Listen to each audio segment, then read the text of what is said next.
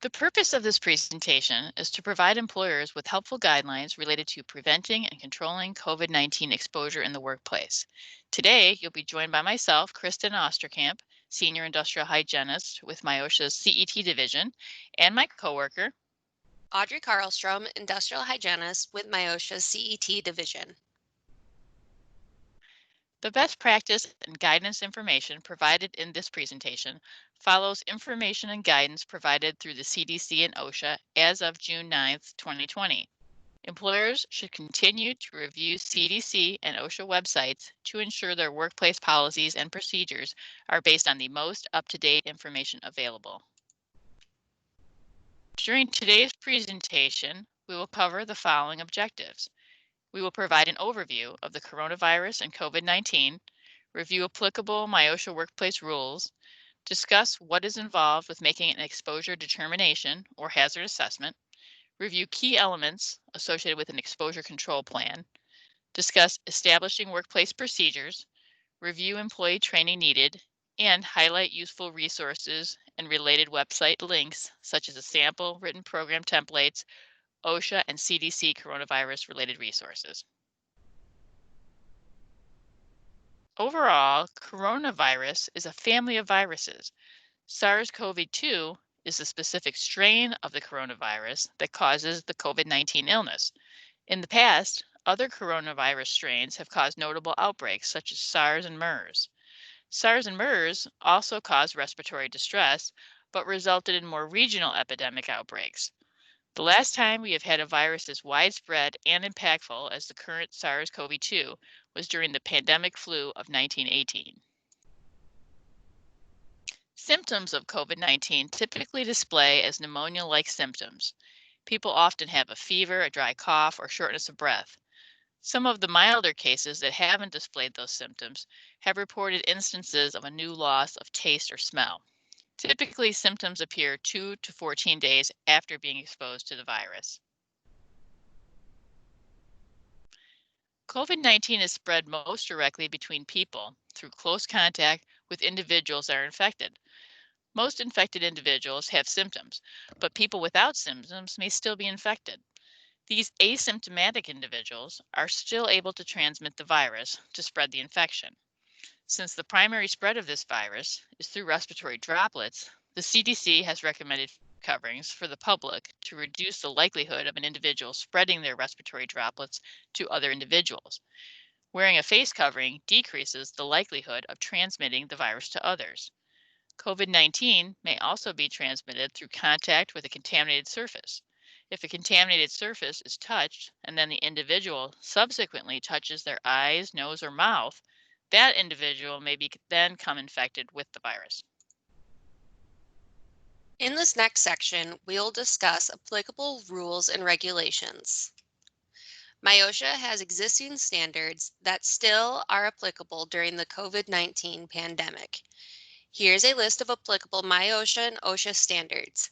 MIOSHA has published an interim enforcement instruction that describes how these standards are being enforced during the pandemic response. In this next section, we will cover the topic of exposure determination. Generally, the first step in conducting an exposure determination is to evaluate routine tasks and procedures to determine the likelihood of employee exposure to SARS-CoV-2. OSHA created the exposure risk categories noted on this slide to assist employers in identifying applicable risk categories for their respective work activities and job tasks. The very high risk category includes high potential exposure to known or suspected sources of COVID-19, for example, healthcare, laboratory, morgue employees during specific procedures. The high risk category includes high potential exposure to known or suspected sources of COVID-19, which could include licensed healthcare professionals, medical first responders, nursing home employees, law enforcement, correctional officers, or mortuary workers. The medium risk category includes jobs that require frequent and or close contact within 6 feet with people who may be infected but are not known or suspected COVID-19 patients. In areas with ongoing community transmission, workers in this risk group may have frequent contact with travelers who may return from locations with widespread SARS-CoV-2 transmission. In areas where there is ongoing community transmission, workers in this category may have contact with the general public, for example, schools, high population density work environments, high volume retail settings. The lower risk category includes jobs that do not require contact with people known or suspected of being infected with coronavirus, no frequent close contact within 6 feet with the general public, minimal contact with coworkers. The focus of this presentation is primarily for medium and lower risk categories. Initially, when conducting an exposure determination, you need to assess the potential sources of coronavirus exposure. Where, how, what sources of exposure. Potential exposures could include exposure to the general public, customers or visitors, and coworkers. Once you have identified potential sources of exposure, the employer needs to assess the methods of social distancing for workplace operations. Some methods to incorporate social distancing include staggered work shifts, staggered lunch and break times, downsizing operations, conducting work remotely from home, and cross-training workers to perform critical tasks in order to optimize staffing during downsized on-site operations. As part of your hazard assessment, you will want to assess job tasks involving shared equipment and workstations. If you have shared equipment and workstations, this will require the employer to develop basic infection prevention procedures.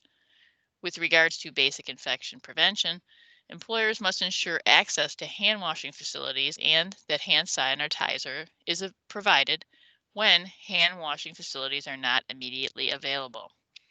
Disinfectant procedures will be determined based on your facility's frequently accessed workstations, high touch areas, communal areas, and shared equipment. Cleaning and disinfecting materials must be provided to employees. Employees will need to be trained on the proper use of these materials to include any chemical related hazards. Once the employer has identified potential hazards, the next step is to develop and implement an exposure control plan, preferably in writing. An exposure control plan should include exposure determination and detail the measures the employer will implement to prevent employee exposure, including any engineering controls, administrative controls, hand hygiene and environmental surface disinfection procedures, personal protective equipment, health surveillance, and training. The employer must use the latest CDC guidance and use preventative measures commensurate to the exposure risk category in the exposure determination, with more stringent measures for the higher risk categories. As with any other workplace hazard, we always want to use the hierarchy of controls. This graphic illustrates the hierarchy of controls from most effective to least effective. In regards to controlling exposure to the coronavirus, we should not just jump straight to PPE and must first consider and implement engineering and administrative controls. Engineering controls are controls that place a barrier between the worker and the hazard, remove the hazard through ventilation, or isolate or remove the hazard from the workplace, such as, but not limited to, high efficiency air filters, increased ventilation rates. This relates to increasing the amount of outside air within the workplace, using physical barriers, installing clear plastic barriers, sneeze guards, or plexiglass, or installing a drive-through window for customer service. Administrative controls are workplace policies, procedures, and practices that minimize or eliminate employee exposure to the hazard, such as, but not limited to, implement flexible work hours and staggered shifts to limit the number of employees present in one location at the same time, implement telework, teleconferencing, or web conferencing, increase the physical space between employees at the worksite, move machines and equipment to increase physical distances between employees, practice social distancing and provide visual cues, such as floor markings or signs, as a reminder to workers to maintain social distancing, increase the physical space between employees and customers, for example, drive-through windows, delivery services, or curbside pickup, encourage hand hygiene etiquette and the use of non-contact methods of greeting, require the use of cloth face coverings by employees and customers, and posting signs related to COVID-19, signs, symptoms, and related resources. Employers will decide what personal protective equipment or PPE is required based on the identified exposure risk level. The higher the risk, the higher the level of PPE will be required. Typically, the very high and high risk groups apply to healthcare related tasks. Tasks performed in most other industries will fall into the medium to lower risk exposure groups. PPE for medium risk exposure tasks will be based on the task-specific hazard assessment. An employer may make it mandatory for customers to wear a mask in order to enter their facility.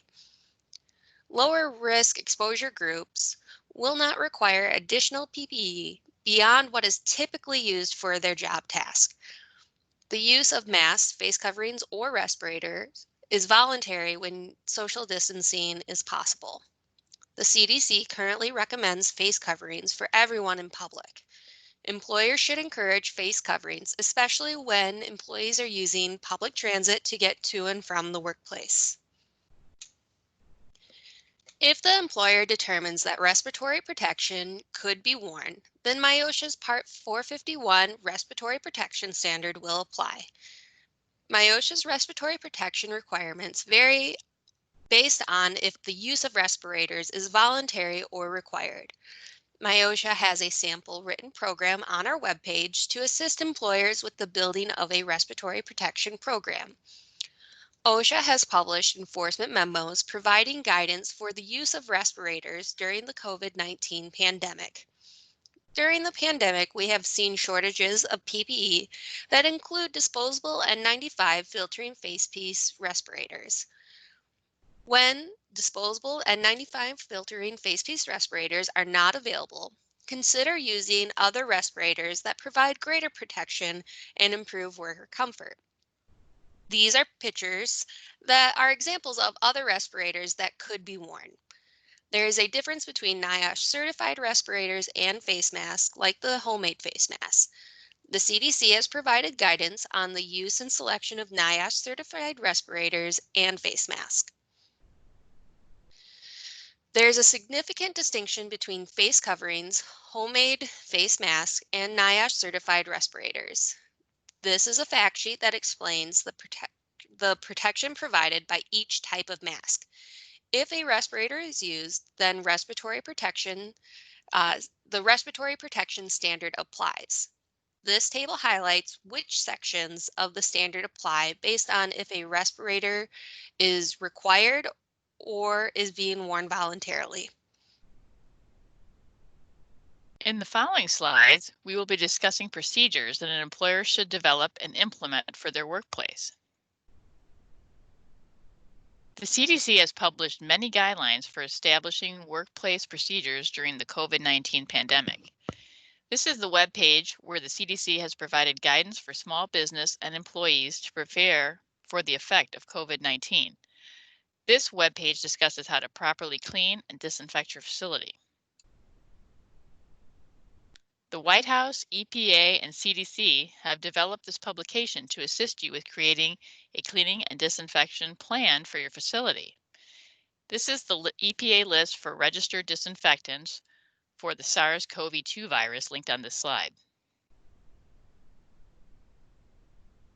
Listed here are key elements that you need to consider when developing your workplace procedures. An employer's first step should be to develop an infectious disease preparedness and response plan. Your plan should include the following items: develop an exposure control plan, identify a workplace COVID-19 coordinator to be the primary contact person for all COVID-19 employee concerns, examine and update policies, including telework, leave, employee compensation, identify essential employees and business functions, establish chain of communication, train employees on new procedures and policies. Before employees reoccupy a previously closed or unoccupied building, facilities managers should review the operation and maintenance status associated with common building systems. For example, if a building has been closed for an extended period of time, it is important to ensure that the HVAC and mechanical systems are operating appropriately to avoid mold growth. AIHA has produced a free guidance document to assist building and facilities managers in this regard. Employers should implement employee screening procedures related to temperature and the monitoring of employees exhibiting any COVID-19 related symptoms. Employees should be required to report symptoms and self-isolate if they have had COVID-19 related symptoms. They will need to notify their supervisor and stay home until they meet the CDC's guidance for discontinuation of isolation. Employers must inform other employees of possible exposure if there has been a possible exposure to the coronavirus in the workplace, compliant with ADA and HIPAA. Ensure social distancing requirements are met when possible. The distance between employees should be a minimum of 6 feet. For stationary workstations, provide demarcation lines of 6 feet. Whenever feasible, install physical barriers between customers and/or employees. Any individual able to medically tolerate a face covering must wear a covering over his or her nose and mouth, such as a homemade mask, scarf, bandana, or handkerchief. All businesses and operations whose workers perform in-person work must at a minimum provide a non-medical grade face covering to their workers. Supplies of N95 masks and surgical masks should generally be reserved for now for healthcare professionals, first responders, and other critical workers who interact with the public. As far as cleaning procedures, the employer should routinely clean and disinfect all areas such as offices, bathrooms, common areas, and shared electronic equipment. If a sick employee is suspected or confirmed to have had COVID-19, the employer must perform enhanced cleaning and disinfection of all frequently touched surfaces in the workplace. It is important to follow the manufacturer's instructions for all cleaning and disinfectant products. For example, employees must wear required PPE, know the concentration, application method, and contact time for the product used. The employer must evaluate procedures to ensure no new hazards are created. For example, dermatitis resulting from using a new disinfectant. Here we would like to clarify the difference between cleaning and disinfecting. Cleaning refers to the removal of germs, dirt, and impurities from surfaces. It does not kill germs, but removes them through the use of soap and water. Disinfecting refers to using chemicals to kill germs on surfaces. This process does not necessarily clean dirty surfaces or remove germs, but kills germs on a surface after cleaning. Common disinfectants include using a bleach solution consisting of 1/3 cup bleach per gallon of water or 4 teaspoons bleach per quart of water. A 70% alcohol solution may also be used. This could be used in a pre-soaked wipe or in a liquid form. Notice this is a different percent alcohol when compared to hand sanitizers. Hand sanitizers must contain at least 60% alcohol, whereas surface disinfectants must contain at least 70% alcohol. Another option would be to use other commercially available disinfectants. Here are a few common products from the EPA's registered disinfectants list. The employer's workplace reporting procedures for sick employees must require employees to report when they are sick or experiencing symptoms of COVID-19.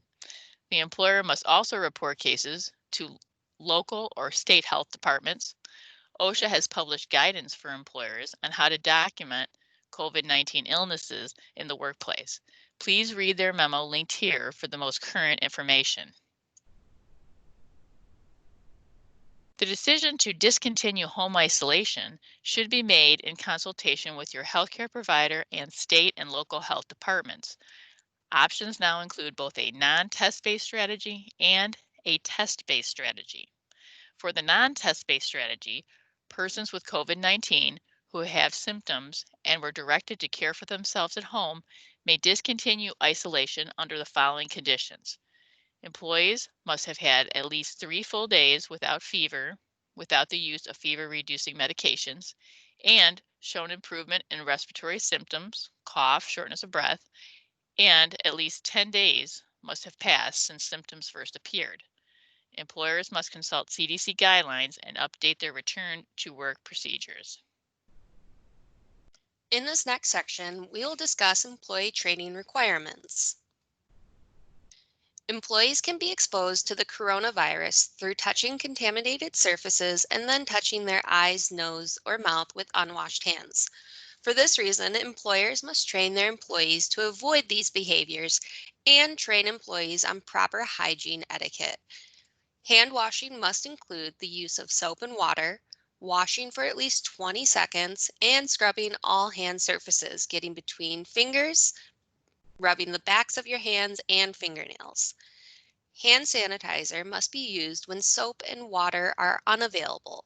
The sanitizer used must contain at least 60% alcohol. Coughing and sneezing disperse potentially infectious respiratory droplets into the air. For this reason, employees must be trained to cover their mouth and nose with tissue. If you don't have a tissue, use your upper sleeve, not your hands. And remember to wash your hands after. In addition to training your employees on hand washing, it is important to place posters around the workplace as reminders. The CDC offers a number of posters that you can hang around your facility in restrooms or break areas. These are a few examples of posters available and links to the CDC for more options. Employee SARS-CoV-2 and COVID-19 related training provided should include the following topics listed on this slide. Additionally, the employer should provide updated training if the establishment's exposure control plan changes and if new information becomes available about the transmission of SARS-CoV-2 or diagnosis of COVID-19. It is the employer's responsibility to train their employees on policy changes, new procedures, and newly implemented workplace controls. These controls are only effective if employees are adequately trained and are using them as designed. Employees should be trained on workplace controls such as those listed on this slide. Various organizations have created guidance for specific industries. Please visit these sites to see if there's specific guidance for your industry. MIOSHA offers a variety of tools and resources. The MIOSHA Consultation, Education, and Training Division provides training and consultation services. You can request a consultation by filling out the Request for Consultative Services Assistance form available online or by calling the CET office. On our website, we have all our standards available, as well as standard program guides and sample written programs, like those needed for PPE, respiratory protection, and hazard communication. Throughout the year, we also have a number of training courses available around the state. Here's a link to our current MIOSHA training calendar. Here is a list of resources specific to the COVID-19 response. The state of Michigan, MIOSHA, federal OSHA, and the CDC have published a wealth of information for employers and employees. Please go to these websites for the most current information on COVID-19. Thank you for viewing this training. If you need any additional information, please contact MIOSHA.